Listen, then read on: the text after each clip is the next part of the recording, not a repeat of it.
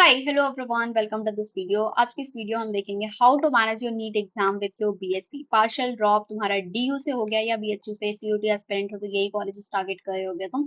तो इस वीडियो को देखने से पहले मैंने एक वीडियो अपलोड करी हुई थी तुम्हारी, NEET with BSc from Delhi university. तो इसमें मैंने बोला था कि पार्शियल ड्रॉप कैसे मैनेजेबल है या नहीं है, attendance, college timing, semester exams, इन सारे टॉपिक पे मैंने उस वीडियो में बात की हुई है। तो लिंक मैं डिस्क्रिप्शन में दे दूंगी, पहले तुम ये वाली वीडियो देखो इन केस तुमने नहीं देखी है, फिर उसके बाद तुम ये वाली वीडियो देखना।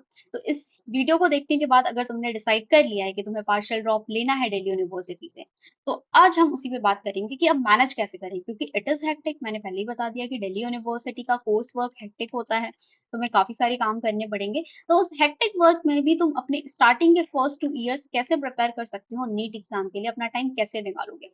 सबसे पहले कॉलेज की क्लासेस क्लासेस मैंने बताया तुम्हारी अटेंडेंस 67 चाहिए होती है। तो अगर तुम्हें अपनी 67 मेंटेन करके चलनी है अटेंडेंस, तो उसके लिए तुम्हें क्या करना पड़ेगा। ऑलमोस्ट तुम अगर 7 डेज हैं तुम्हारे पास वीक में, तो तुम अगर 5 दिन इस कॉलेज जाओगे, तुम अगर 5 डेज कॉलेज जा रहे हो, 2 दिन की भी छुट्टी ले रहे हो वीकेंड्स पे या फिर कभी भी बीच में, वीकेंड सैटरडे तो यूजुअली क्लासेस नहीं होती हैं, तो तुम्हारे पास सैटरडे का टाइम बचता है, संडे का टाइम बचता है, और एक दिन के अगर तुम्हें बीच में कभी गैप मिल जाता है, ठीक है, सैटरडे संडे तो बहुत कम, सैटरडे बहुत कम क्लासेस होंगी, ठीक है, बहुत ही कम, एक दो क्लासेस ही लगती हैं सैटरडे को। तो तुम्हारे पास सैटरडे का टाइम होता है, पूरा संडे का टाइम होता है, और एक दिन की अगर तुम छुट्टी ले लेते हो 2 दिन में, तो भी तुम 67 मेंटेन कर लोगे। तो मतलब तुम्हारे पास टोटल 3 डेज होते हैं अपने नीट की प्रिपरेशन करने के लिए एक वीक में, ठीक है। एक वीक में 3 डेज तुम्हारे पास पूरे पूरे हैं, पूरा दिन। और बाकी के लिए तो कॉलेज की टाइमिंग्स मैंने बताई थी, 8:30 से 5 होती है, तो 5 बजे के बाद वाला टाइमिंग मतलब बाकी का टाइम तुम्हारा 7 से, अगर तुम 7 से 12 भी पढ़ती हो तो 5 घंटे तुम्हारे पास वैसे हैं, ठीक है। तो 5 आवर्स तुम्हारे पास नॉर्मल डेज पे हो गए, और तुम्हारे वीकेंड्स और तुम्हारे जो एक दिन की तुम छुट्टी लोगे उसमें तुम्हारे पास अच्छा खासा टाइम होगा। तो जो यहाँ पे जब तुम डेली रेगुलर कॉलेज जा रहे हो ना, तो इसमें ट्राई करो कि तुम अपने कॉन्सेप्ट पे फोकस करो, और ये जो 3 दिन का जो तुम्हें गैप मिलेगा, जो तुम छुट्टी लोगे, उसमें तुम्हें क्या करना है, क्वेश्चन प्रैक्टिस पे ध्यान देना है। क्वेश्चन प्रैक्टिस पूरा बिल्कुल, क्योंकि देखो ड्रॉप ईयर है तुम्हारा, अगर पार्शियल ड्रॉप है तो कहीं ना कहीं थोड़ी बहुत चीजें तुम्हारी ऑलरेडी कवर होती हैं। लेक्चर्स जो तुम रिवाइज करते रहोगे वो अपने वीक डेज में करते रहोगे, बट लास्ट के जो डेज बचते हैं जो पूरे डेडिकेटली तुम्हें देना है, वो तुम्हें मॉक टेस्ट पे देना है और तुम्हारे क्वेश्चन प्रैक्टिस के लिए देना है।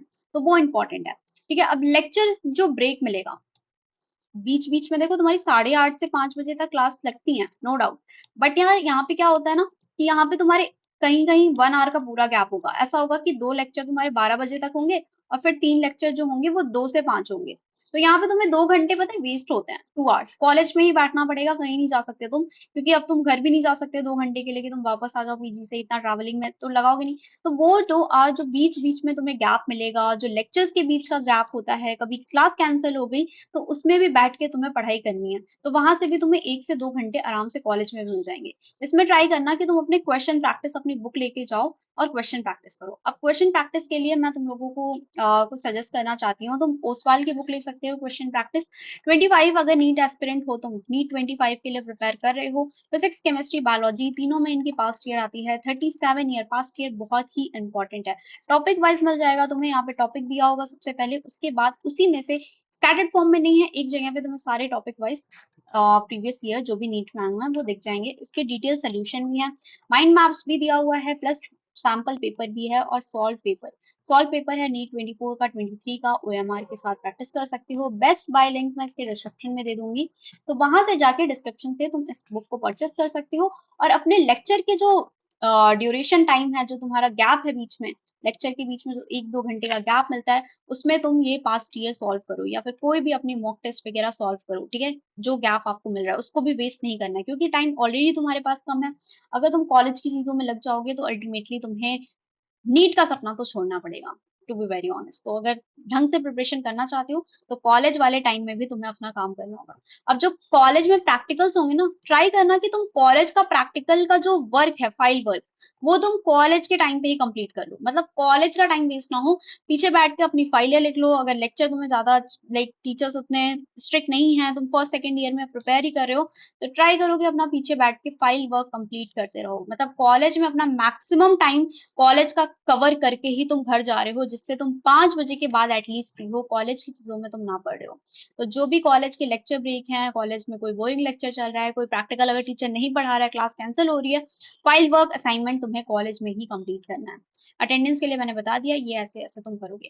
सेमेस्टर एंड एग्जाम के लिए क्या करोगे, अब तुम ना थोड़ा थोड़ा सा कॉलेज के लिए पढ़ना भी शुरू कर देना। अपनी जो प्रैक्टिकल वगैरह चीजें हैं वो स्टार्टिंग से करके रखना, क्योंकि तुम्हारे एग्जाम कब कब होते हैं, मैंने फर्स्ट वीडियो में बताया था, मई में एक एग्जाम तुम्हारा मई में भी पड़ेगा।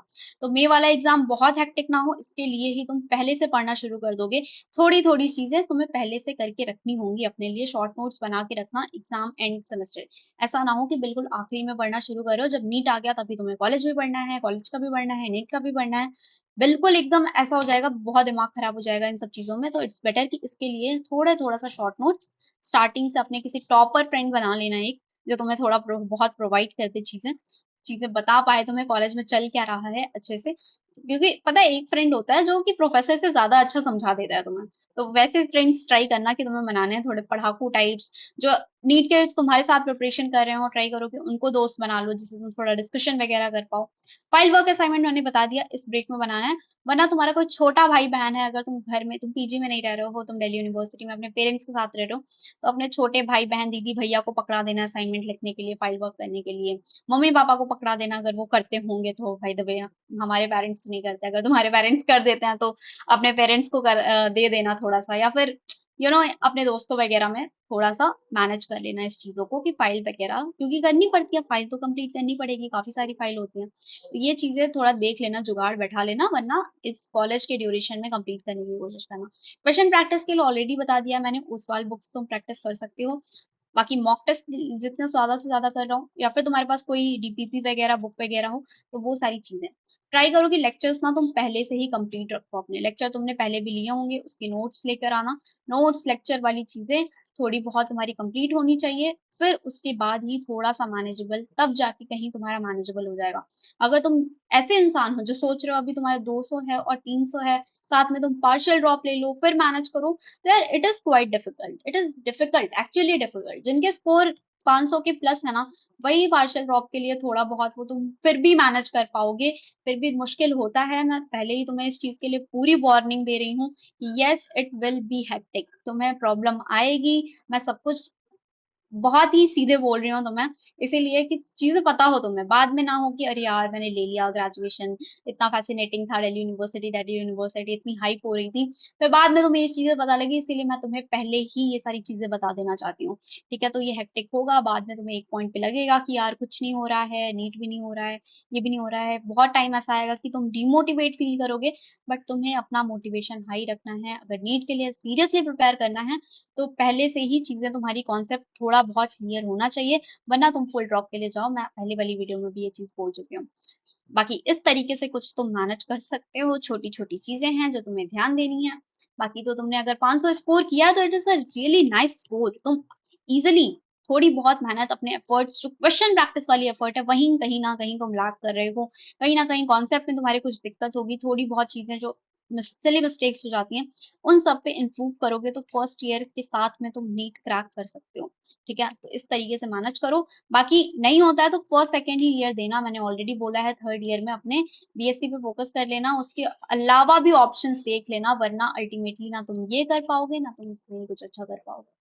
तो अच्छे से कर लो। ठीक है, बाकी ऑल द बेस्ट, ज्यादा टेंशन मत लो, हो जाएगा यार, कुछ ना कुछ अच्छा जरूर करके निकलोगे तुम। ठीक है, अपने ऊपर थोड़ा सा सेल्फ बिलीव रखो, इतना डाउट नहीं करना होता है। चलो ऑल द बेस्ट, अब पढ़ाई शुरू कर दो तुम लोग भी। ठीक है, जिनका भी नीट 25 है, कट ऑफ तो बिल्कुल स्काई हाई हो रही है, तो पढ़ना पड़ेगा ही, तो अच्छे से पढ़ाई करो। All the best, bye bye.